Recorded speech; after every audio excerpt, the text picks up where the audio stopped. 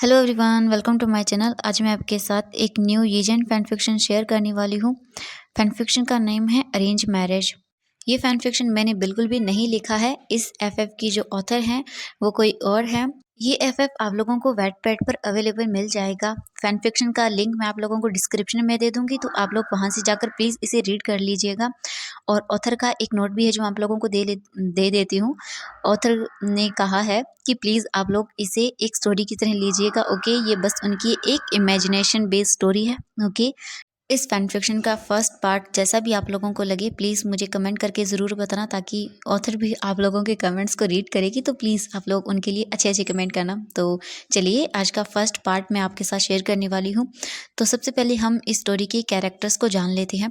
सबसे पहले हम स्टोरी के दो मेन कैरेक्टर्स के बारे में जान लेते हैं। ये है सावजान, उम्र 19 साल है।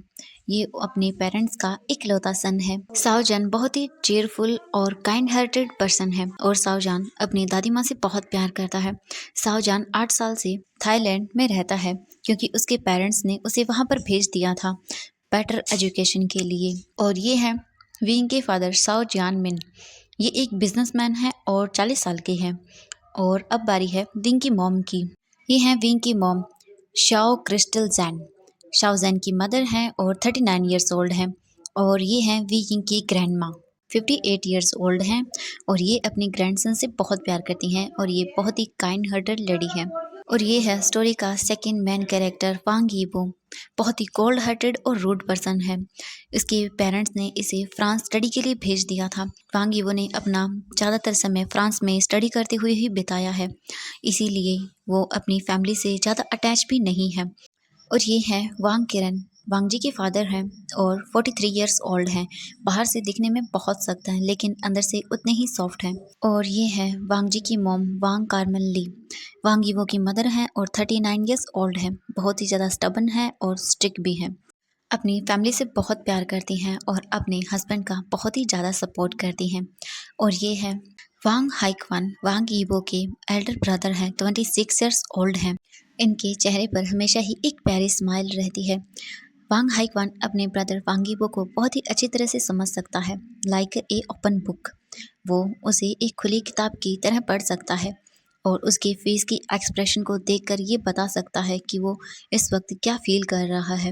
वांग हाइक्वान अपने फादर की बिजनेस में हेल्प भी करता है। यहाँ पर जितने भी स्टोरी के कैरेक्टर्स थे मैंने उन सब के बारे में आपको इंट्रोड्यूस करवा दिया है। तो इसके बाद हम स्टोरी को शुरू करते हैं। एक रूम का हमें सीन सबसे पहले दिखाया जाता है। उसमें एक लड़का अपने वर्क को कर रहा था, तभी उसका फ़ोन रिंग करता है। वो लड़का फ़ोन को पिक करता है और फ़ोन की कॉलर आईडी को देखकर एक स्माइल करता है और उसके बाद फ़ोन को पिक करता है और बोलता है एक स्माइल के साथ, हेलो ग्रैंडमा, कैसी हैं आप। तभी फ़ोन की दूसरी साइड से आवाज़ आती है, जैन, ये मैं हूँ तुम्हारी मॉम।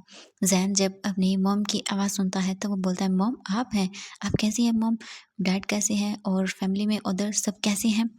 जैन की मॉम बोलती है, जैन बेटा तुम्हारे पिताजी बिल्कुल ठीक हैं और जैन फैमिली में सब लोग भी बहुत ठीक हैं, और तुम कैसे हो बेटा। जैन बोलता है, मैं ठीक हूँ मॉम, और लेकिन आपने दादी माँ के फ़ोन से कॉल किया था, क्या हुआ मॉम, सब ठीक तो है ना, वो कैसे हैं, वो ठीक तो है ना। ये सुनने के बाद जैन की मॉम कुछ देर के लिए बिल्कुल साइलेंट रह जाती हैं। फिर वो अपने साइलेंस को ब्रेक करते हुए बोलती हैं, जैन बेटा तुम्हारी दादी माँ बीमार है। शाहजहान जब ये सुनता है तब वो शॉकिंगली बोलता है, क्या, वो ग्रैंडमा बीमार है, लेकिन कैसे। इसके बाद जैन की मॉम बोलती हैं, जैन बेटा तुम्हारी दादी माँ बहुत ही सीरियसली बीमार हो चुकी हैं और वो चाहती हैं कि वो एक लास्ट बार तुम्हें देख पाए। उनके इसके आगे वो कुछ भी नहीं बोल पाती। जैन की आंखों से आंसू आने लगते हैं अपनी दादी माँ के बारे में ये सब जानकर। जैन बोलता है, मॉम मैं 2 या 3 दिन में वापस चाइना आ रहा हूँ। विकी की मॉम जब ये सुनती हैं तो वो बोलती हैं, ठीक है बेटा। जैन बोलता है, मॉम प्लीज़ आप अपना और ग्रैंड माँ का ख्याल रखिएगा प्लीज़। जैन की मॉम बोलती हैं, बेटा तुम भी अपना ख्याल रखना अच्छे से। जैन बोलता है, हाँ। इसके बाद वो कॉल को कट कर देता है।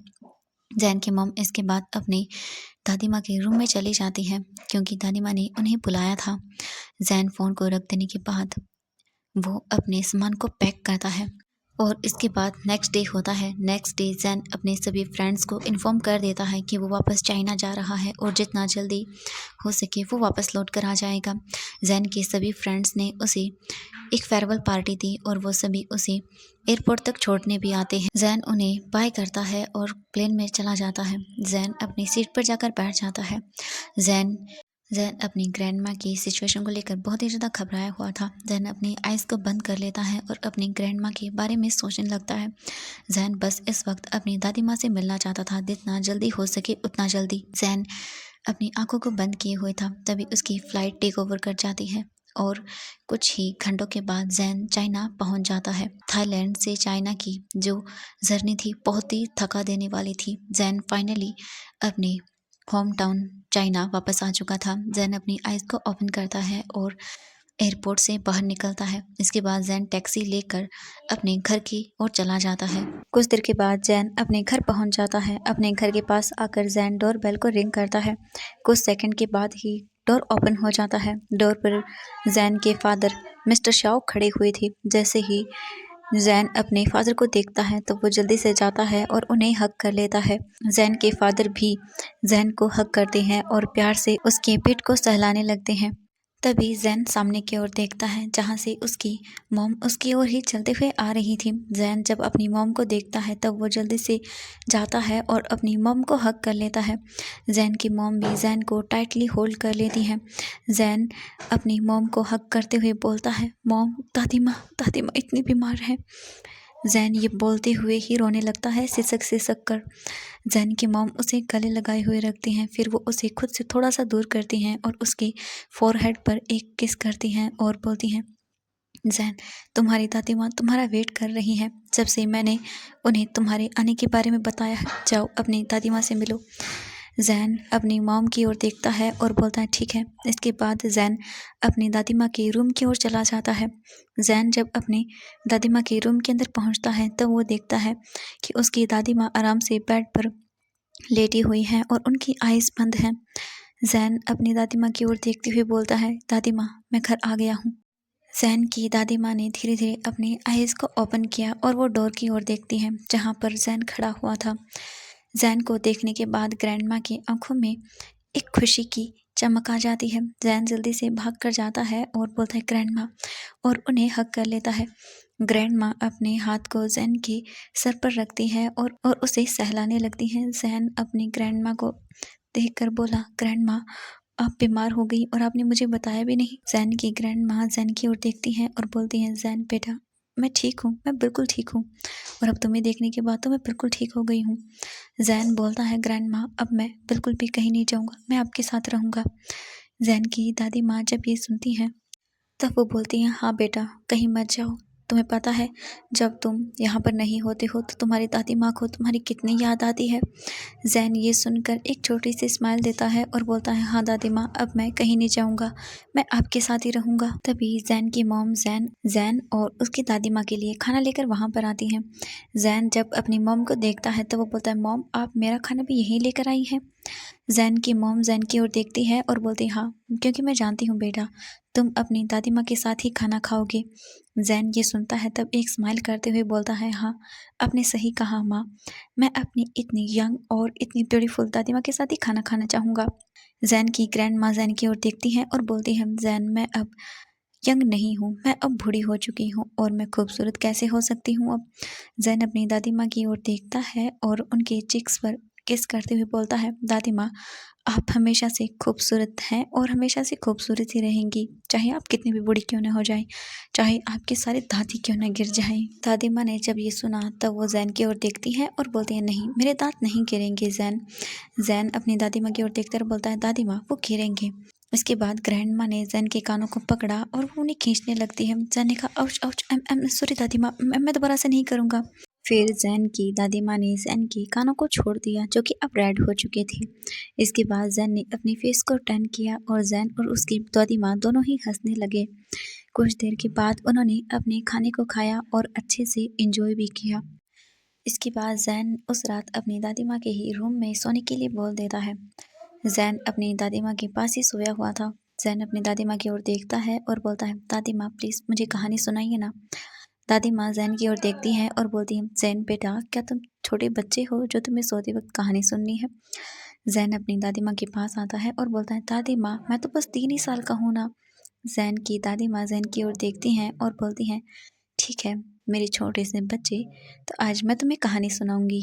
जैन ये सुनकर स्माइल करता है।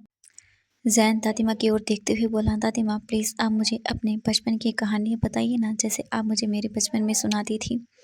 जैन की दादी माँ ये सुनने के बाद जैन की ओर देखती हैं और बोलती हैं, बेटा अब तुम भले ही बच्चों की तरह व्यवहार करते हो, लेकिन अब तुम 3 साल के नहीं हो। जैन अपनी दादी माँ को गले लगाते हुए बोलता है, दादी माँ प्लीज़ मुझे छोड़कर मत जाइए। जैन की दादी माँ स्माइल करती हैं और बोलती हैं, ओके ओके ठीक है, मैं नहीं जाऊंगी मेरे 3 साल के बच्चे, अब नाराज़ होना बंद करो।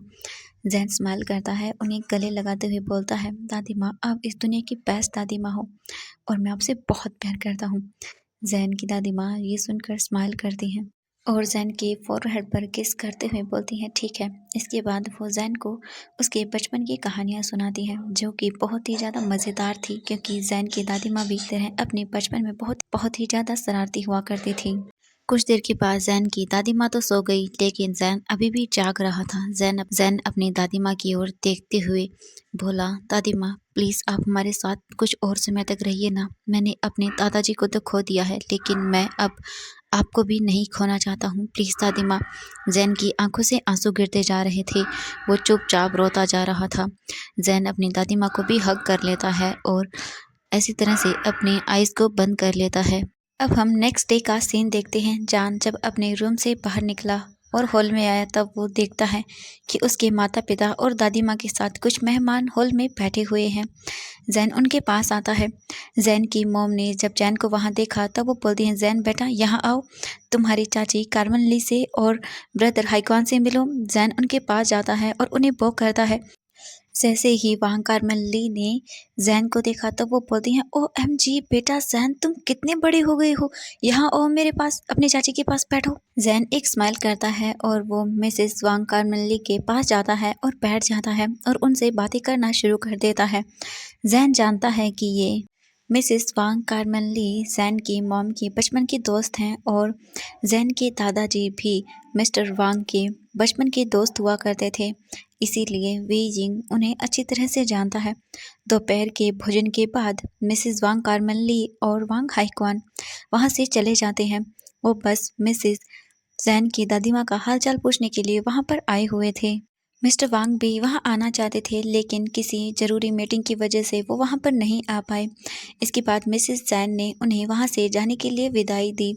इसके बाद वो सब भी वहाँ से चले जाते हैं। अब हम नेक्स्ट डे का सीन देखते हैं। नेक्स्ट डे जैन अपनी दादी माँ के लिए कुछ सामान लाने के लिए मार्केट गया हुआ था। जैन इधर से उधर मार्केट में घूम रहा था, तभी उसकी नज़रें एक छोटे से बच्चे पर जाती हैं और एक कपल पर भी जाती है। वो लड़का हंसते हुए बोलता है, मुझे बताइए ना, क्या ये गिफ्ट दादी माँ को पसंद आएगा? तभी उस लड़की की माँ उस लड़के की ओर देखती हैं और बोलती है, हाँ मेरे बच्चे, तुम्हारी दादी माँ को ये गिफ्ट बहुत पसंद आएगा। जब वो लड़का ये सुनता है, तब एक बहुत बड़ी वाली स्माइल देता है। जैन जब ये देखता है, तब उसकी आंखें भर जाती हैं। जैन सोचता है कि 2 महीने बाद उसकी दादी माँ का भी जन्मदिन है, लेकिन क्या पता शायद तब तक उसकी दादी माँ रहें या न रहें, क्योंकि जैन की दादी माँ दिल की मरीज हैं। उनके दिल में 2 छेद हैं। उनके पास बहुत ही कम समय बचा है, शायद 1 महीने से भी कम। ये सोचने के बाद ही जैन की आंखें भर आती हैं। जैन ये सोचते हुए इतना खो गया था कि उसे ध्यान ही नहीं रहा कि उसके आगे भी कोई इंसान खड़ा हुआ है जो फ़ोन पर बातें कर रहा है। अचानक से जैन उस पर्सन से टकरा जाता है। जैन के उस पर्सन से टकराने के कारण उस पर्सन का फ़ोन नीचे गिर जाता है, जिस पर वो अभी बात कर रहा था। जैन तभी अपने होश में आता है, लेकिन तभी वो पर्सन चिल्लाते हुए बोलता है, तुम्हारा दिमाग खराब हो गया है क्या? तुम देखकर नहीं चल सकते हो? अंधे हो क्या तुम? जैन जल्दी से अपने होश में आता है और उस फ़ोन को पिक करते हुए बोलता है, आई एम सॉरी, प्लीज़ मुझे माफ़ कर दीजिएगा। लेकिन जब जैन उस पर्सन की ओर देखता है, तब वो बिल्कुल मंत्रमुग्ध हो जाता है, क्योंकि उसके सामने खड़ा हुआ वो पर्सन बहुत ही ब्यूटीफुल था। जैन तो बस उसे देखता ही रह गया था। जैन उसे घूर घूर कर देखते ही जा रहा था। तभी वो पर्सन भी जैन को घूर कर देखता है, क्योंकि जैन उसे बिल्कुल कंटिन्यूसली घूर घूर कर देख रहा था। लेकिन तभी वो पर्सन जैन के सामने खड़ा हुआ था। उसने जैन के हाथ पर स्लैप मारा, जिससे जैन के हाथ में वो टूटा हुआ फ़ोन था वो नीचे गिर जाता है और जैन उसे देखने लगता है। तभी वो पर्सन एकदम कोल्ड टोन में कहता है, तुम ब्लाइंड पर्सन दोबारा मेरे सामने कभी मत आना। जैन इतने कोल्ड से शब्दों को सुनने के बाद फ्रीज हो गया था अपनी जगह पर, और वो पर्सन ये बोलकर वहाँ से चला जाता है। कुछ सेकंड के बाद जैन अपने होश में आता है और इधर उधर देखता है, लेकिन तब तक वो पर्सन वहाँ से जा चुका था। तभी जैन की नज़रें उन लोगों पर जाती हैं जो जैन को घूर घूर कर देख रहे थे, क्योंकि उन लोगों ने वहाँ से एक चीखें सुनी थी, वहाँ से कुछ आवाज़ें सुनी थी, इसीलिए वो वहाँ पर ही देख रहे थे। जैन इन सब चीज़ों से डर जाता है थोड़ा सा, और अपने होश में वापस आकर वो जल्दी से वहाँ से जाने लगता है। लेकिन तब भी उसकी नज़रें नीचे जाती हैं, जहाँ पर एक ब्रासलेट गिरा हुआ था। जैन ने उसे उठाया और वो उसे लेकर वहाँ से चला जाता है। जैन को लगा कि ये शायद उसी पर्सन का है जो अभी कुछ देर पहले उससे टकराया था। जैन जाते वक्त उसी कोल्ड पर्सन के बारे में ही सोच रहा था। जैन सोचता है वो पर्सन कितना खूबसूरत था, लेकिन क्या फ़ायदा उसके इतना खूबसूरत होने का जब वो इतना कोल्ड है। मिस्टर आइस प्रिंस विशिंग जब ये नाम बोलता है तो उसकी फेस पर स्माइल आ जाती है, और वो मुस्कुराते हुए बोलता है, हाँ ये नाम तुम पर सूट करता है मिस्टर आइस प्रिंस। तो एवरीवन, आज के लिए बस इतना ही। मिलते हैं नेक्स्ट पार्ट में। तो अब देखना होगा कि नेक्स्ट पार्ट में क्या होने वाला है। तो bye bye everyone, take care and sweet dreams.